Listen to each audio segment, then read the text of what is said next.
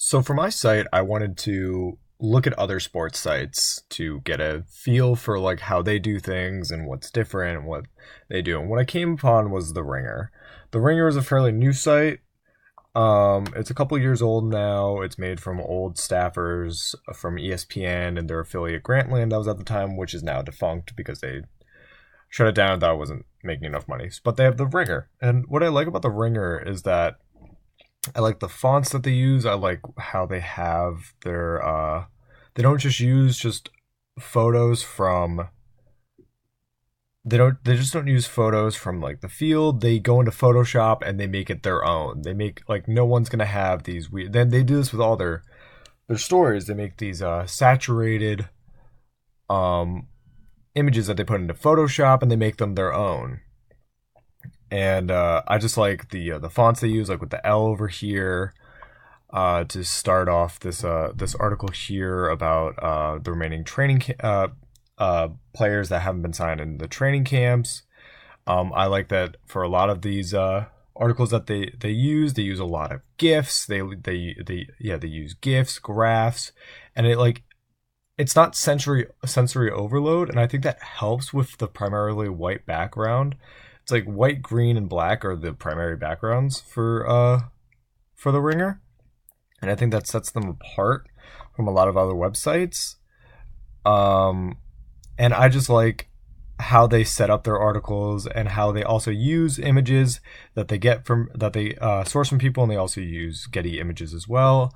And an article that I really liked back in July of last year, or June rather, sorry, that it was "The Juice Ball is Back in Baseball" was an intriguing article, and it was a good piece of investigative journalism. But more that I liked about it was how they presented it. They presented it in a new way. They didn't just say fact, fact, fact, fact, fact.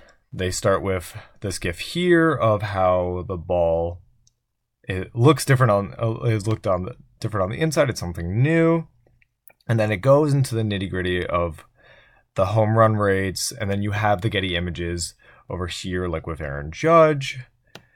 And I just like the articles and how they're formatted and how they have their own infographics that they make, how it makes it their own. Once again, there's another Getty image, and then you have other stories here at the bottom. You have a podcast. I like how they set it up, how they have their podcasting and their sites on different and their other articles linked that right at the bottom to get you to view another story and to view some more stories in MLB. I like how clean it all looks. It's not cluttered. I want to focus my website like that. And if we go to the homepage, and what I did like about the front page, if I go back for just a second, how there is when you scroll down, there's a tweet and share button right there to get people to be like, I really like this article. I love Ben Lindbergh's work. You can go and you can just tweet it out. We'll go to your Twitter and whatnot, and you can share. And I think that is really cool that it's just right there. And I just love how all their articles stand out. Like this article about Atlanta and about Paperboy and how he's a star. It looks different. It stands out and it has their own feel.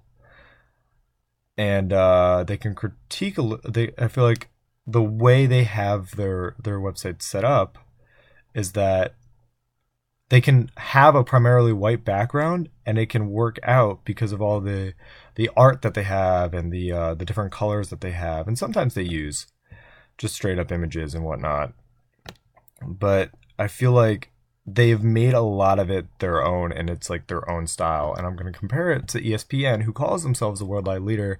And while I do like them for what they have and how everything seems like, oh, we have MLB, NFL, NBA are all right there, but they have all the schedules right here. And that's primarily what I use ESPN for, is to get I don't really read ESPN articles. I go there for up-to-date scores because they have the means to do so. And I feel like that, but I feel like there's just too much on this page in particular, where it's like, oh, here's another story, here's the draft, here's a breaking news story. I feel like that gets lost. It's a breaking news story is just lost underneath other headlines, 4 different videos. I feel like it's all cluttered, and I don't want to make my website like that, just because I feel like this is too much to read, and I, from personal experience, I don't use it. I feel like if I have to scroll too much, I have to go too much, and it's like it's just too much there. I only go here for scores, and I much rather like how the Ringer does it, and I just a bit of favoritism just because I like what they do.